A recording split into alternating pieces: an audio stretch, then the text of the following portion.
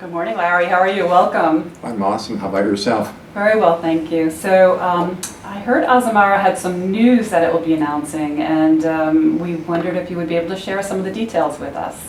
Actually, I'd be delighted to do that. It's a great time in the brand's history, really, because we've had an evolution of something called destination immersion, and as I've talked to you before about that, that's a federally registered, not only trademark, but licensed position we have with the U.S. government, meaning that we're the only firm that can use it. And the reason was, originally, it was about longer stays, more overnights, and night touring. And we came to the conclusion that the reason people cruise is the land. And when you think about it and you ask anybody about going on a ship, they will also tell you where they're going. And CLIA data shows that the #1 reason for cruising is really destination. So the news that's coming up is that Azamara is doing something that's rather extraordinary. In fact, an industry first. We're creating a very, very significant hybrid product. That is between cruising all the way to ultra luxury travel, but on the ground, and that is land travel. And so it's beyond the sea. It's a venture that goes well beyond the sea to add over 1,700 products, which are available in our system online, and that's provided in 2 different ways, and it's really kind of a simple concept. There's pre and post programming, 3 to 6 days, and there's programming during your voyage. So let me talk about the pre and the post kind of programming. We have programming that's called As Amazing Journeys. These are once-in-a-lifetime experiences programmed with Cox Kings, Belmont, players like Micato, really fine quality tour operators, A&K, etc., etc. And these products are pre and post the voyage, and they will be for small groups of 12 to 18. Very exclusive, personally guided, 5-star types of hotels, the best in boutique hotels, all the way to glamping, whatever it may be. And this is happening in over 40 countries. So it is an extensive product expansion that's occurring right off the ship, and that's pre and post. We have land journeys, which is exactly the same thing, except it gets into a more modest 4-star hotel, so that we've got different levels for different guests who happen to be on the ships. Same operators, just different levels of accommodations. And all of this is about augmenting the very notion of why people travel, and that's the experience. And in our case, we're offering experiential travel to the max. That's pre and post. We also have city stays pre and post. Some guests, we've determined in the research, get to a ship, they embark, and they really fail to have any in-depth exploration of the very port that they're in. They'll do the city tour, Exactly. They'll ride around, they come back. And in this case, a city stays 2 and 3 nights for more immersiveness, and Cox Kings is handling that for us in every single embarkation and disembarkation port. So every time we have a turn port, we have a product, pre and post. Again, city stays, and we have the As Amazing Journeys, which are really up-end journeys, the land journeys, and the city stays. Now, during the voyage, we're doing something where we're pushing the envelope greatly. I came to the notion that there are so many beautiful places between ports, but that guests never get the opportunity to see them on a ship. So I thought, what would happen if we just tested leaving the ship for a night, 2 or 3, and catching up with the ship? And so we experimented a couple of years ago. I went, the ship was in Oman, and I went with the ship, and I escorted a group of about 40 guests. There's a small groups. And we went to the middle of a Bedouin community in the middle of Oman. Took hours to get there, beautiful sights and sounds along the way. Again, we're on a cruise.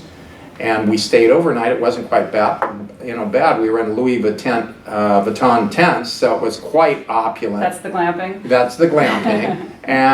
But we were exposed to foods we had never tried. We saw fruits and vegetables none of us had ever tasted, meals that were prepared for us. And then they brought out the music and song in instruments we had never seen. It was fantastic. We all sat around a huge fireplace and just enjoyed the local culture. In the morning, children met us with their camels and took us to breakfast. this was from a cruise ship. So what we've done is we've accelerated through this, and we're going to have over 80 programs that are overnight, leaving the ship for 1, 2, or 3 nights. Now this augments our existing program, which was called As Amazing Evenings, where we curated a complete evening for 100% of the guests. That's included, that part's included in the product offering for guests, and those experiences are cultural experiences. So we're using the ship, in a manner of speaking, as a conveyance to some of the world's most unique experiences, and creating a product that doesn't fit into any clear category. In fact, none. It's designed not to fit into any category. It goes from the very upscale kind of arena to a more modest vertical. But the fact of the matter is the guest response is absolutely fabulous. And in addition to doing all of that, we're augmenting this with a brand new look, brand new name, a new logo, all of which will start to appear in our hull, our uniforms, within our websites. And there's tons of information you can get on the websites. You can get all the details about all of these programs. Agents can get training on those particular programs. They also have marketing tools that they can plug into that can be really quite helpful. I see. And so can you tell us the new name? What is the difference? Yeah, you know, it's a funny thing. It's very risky when you're messing with a name, you know, especially if you've had it for a while. And the name came with the product initially was Azamara Cruises. Richard Fain hired me in '09 to come in and create a new kind of product. He didn't exactly know what that meant, and through a lot of research we created it. And we are dropping the name Club Cruises because research showed that in certain parts of the world, like Germany, club implied discount house. Okay, okay. And so we've removed it. And since land is such a huge part of the destination immersion deliverable, we're just calling it Azamara, no big change there, but the logo is changing, and the new logo is beautiful, highly researched. We got Republic Havas in Miami and Paris to do research in the United States, Canada, also within the UK and Australia. And the notion there was to find out what was people's visceral view of not only the logo but the name. We dealt with cruisers and non-cruisers, males and females, different age groups, and we came with the notion that I wanted a symbol that had 3 parts. I wanted the globe to represent part of it. I wanted the intersection of land and sea and the North Star to suggest balance, discovery, and also direction. And so what is occurring is kind of an artistic rendering in teal with a star in it, and on the ships, on the uniforms, within the logo. When people go on our website, they'll see it. It was so overwhelmingly loved that is a contemporary view and look, and the name Azamara will no longer imply just cruise line. It'll be far beyond that. As I've said, we're venturing well beyond the sea. And can you tell me now, you're opening this to a whole new category of vacationers, right? So we're not just kind of saying, oh, this cruise would be good for them, or they'll like this, or they'll like that. You're going into the general population of affluent travelers. Do you expect to get your demographics to change in terms of who your guests will be? Well, now you hit on the very strategic reason why we've done this. Because if you look at cruising, listen, we have fantastic cruise lines in this industry. Amazing lines. And we're all starting to stand for something. It's not a homogenized industry, which is one of the reasons it's so fantastic for so many people. But to your very question and point, the cruise industry is 5 to 6% of global tourism. 95% is the rest of it. So when I look at affluent travelers, most are on land. They're not by sea. Yet we have an earth that's filled 3/4 with water, connected by what? Land bits. So the sea connects to the land, which connects to the experiential traveler. Right now, we're upwards of 22% of our guests have never been on a ship. I suspect we'll be into 30+%. And it's first time to the ship because agents are being able to say to their client, I know you've asked about Italy, I know you've asked about Japan, I know you've asked about New Zealand, but there's this company called Azamara that uses a ship to deliver these unique experiences. You can circumnavigate Japan, you can circumnavigate New Zealand, And as far as I'm concerned, it is one of the most efficient ways, rather than going to an airport, checking in, flying, baggage, all of this. Yeah. So we've come up with a hybrid product that I think is going to be the shining star in the deep blue sea. That sounds amazing. It sounds fantastic. And when can travel advisors expect to kind of see all this roll out? It's on our websites right now. Okay. And you're making the announcement here in New York, which is really, really exciting for us. We have a press flying in from around the world to see it, to look at it. And for the first time, I'm not just talking to cruise press. I'm talking to press from the land side and the luxury side. And that has a lot to do with the luxury partners we've connected with, because they're well known for what they do.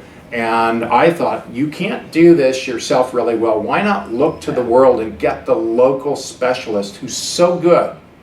And it's taken us a long time to get here, but it is an amazing product of passion. And at the same time, 1,700 is a whole big number, and it's a volume of product.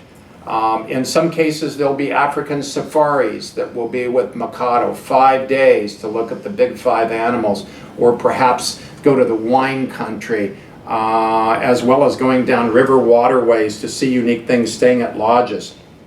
And it could be everything from Patagonia to unique sorts of places within Asia, within the United States, within Europe. It basically hits 6 continents. Wow. And it is a wide, broad scope of product.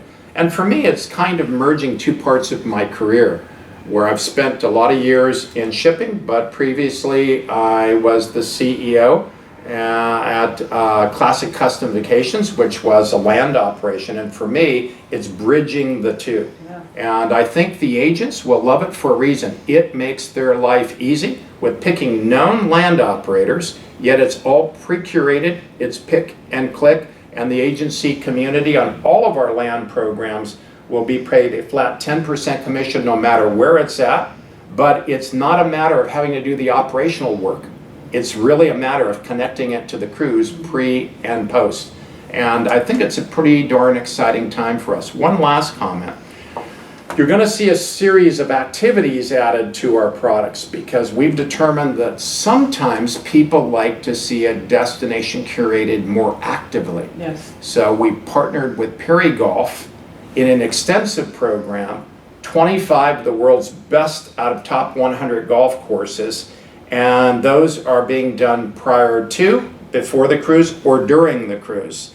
In what I believe, after a lot of analysis, is the most in-depth golf program. The guest simply shows up in the transfer to T1 and everything is right there. And at the end, they come back to the ship. Now, if their partner doesn't play golf, they have all of the other programming available, the normal shore excursions and everything else we do. So in the case of Perry Golf, we have a commission, but it's a transaction per person of 200. It's a whole different kind of ball game. Okay. And we're making our way and experimenting with the best possible approaches. And I'm pretty pleased with where we're at.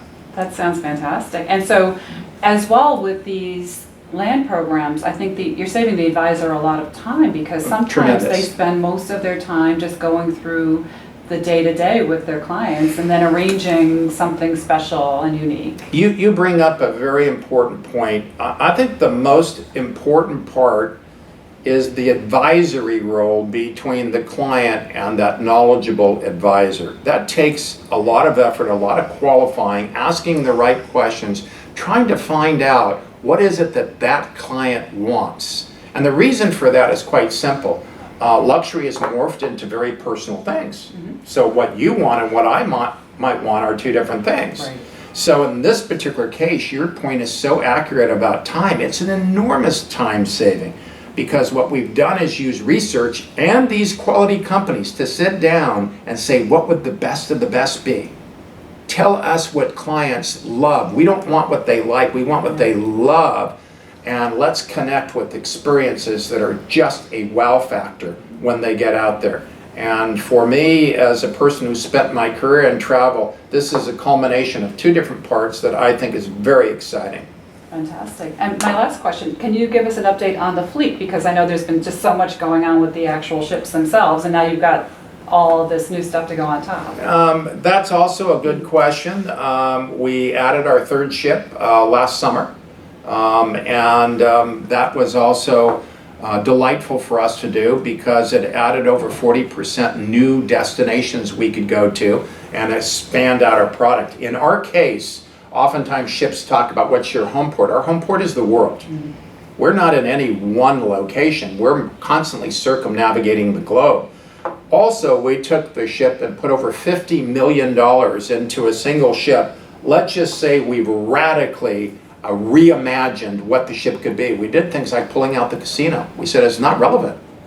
Not relevant to this. This client is not a tourist. This client is a traveler. Right. This client wants to connect to the people.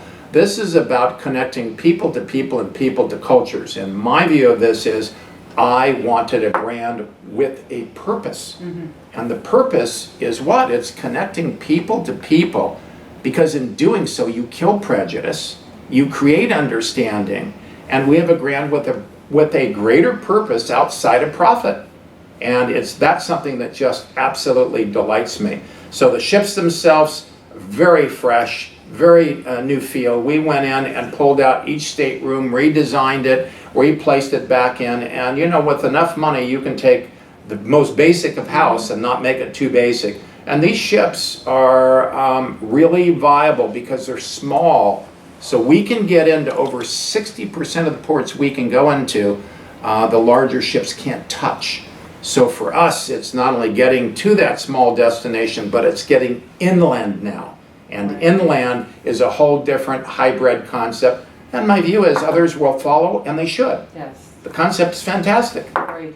It's a great idea. Thank I'm sure you. You'll have many admirers and many people seeking to replicate it somehow. But Well, I think that will happen, and you know, that's a form of flattery. yes, exactly. Well, fantastic, and congratulations on the news. It sounds like you've got so much going on. A lot's going on, Lots and going thanks. on. Thank you.